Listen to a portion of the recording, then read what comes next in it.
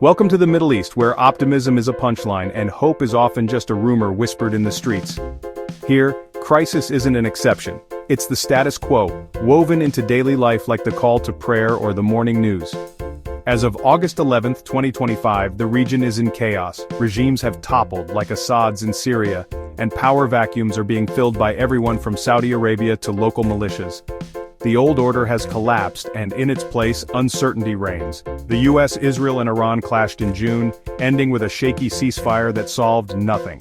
Tensions simmer just beneath the surface, and the threat of renewed conflict hangs in the air.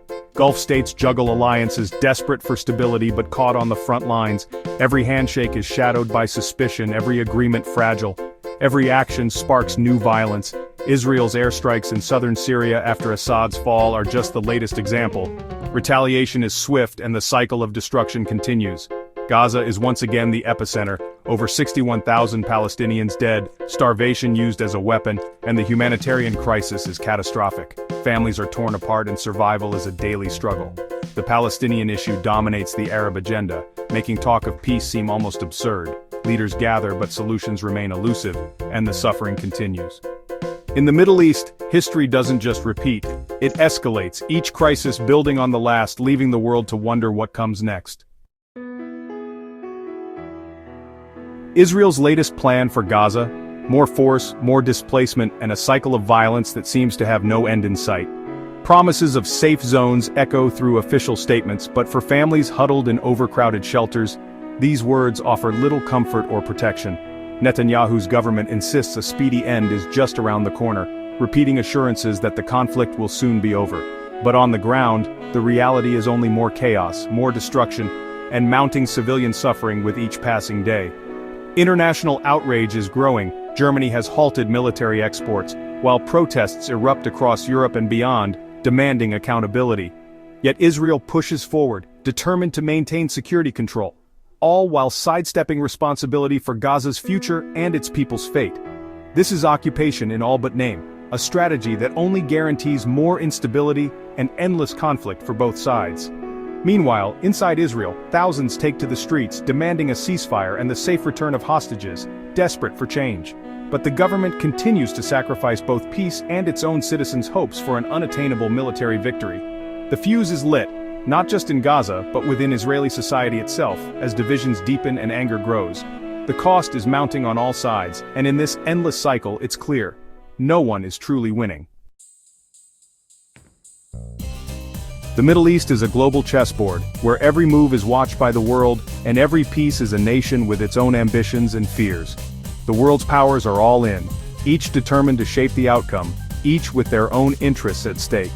The US backs Israel, locked in a cycle of support and conflict it can't seem to escape, even as the costs mount at home and abroad.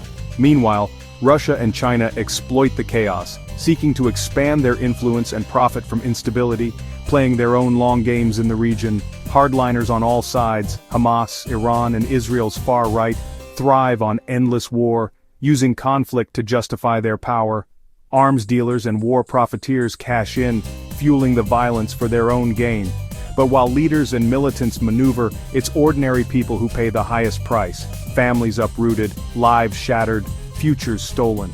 A wider war could send oil prices soaring, shaking economies far beyond the region and making daily life harder for millions worldwide. The shockwaves could trigger a global recession, affecting jobs, savings, and stability everywhere. Every decision made in Tel Aviv, Tehran, or Washington sends ripples across the globe, shaping the lives of people far removed from the conflict. The stakes are global, not just regional. What happens here affects us all, no matter where we live. When the powerful fight, it's always the innocent who suffer most, caught in the crossfire of ambitions they never chose. Behind the headlines are millions of shattered lives.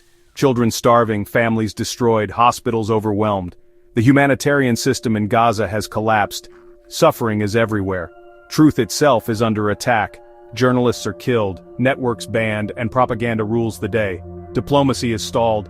The Arab League calls for Hamas to disarm. Saudi Arabia offers normalization for a Palestinian state, but Israel refuses. Every off-ramp to peace is blocked or ignored.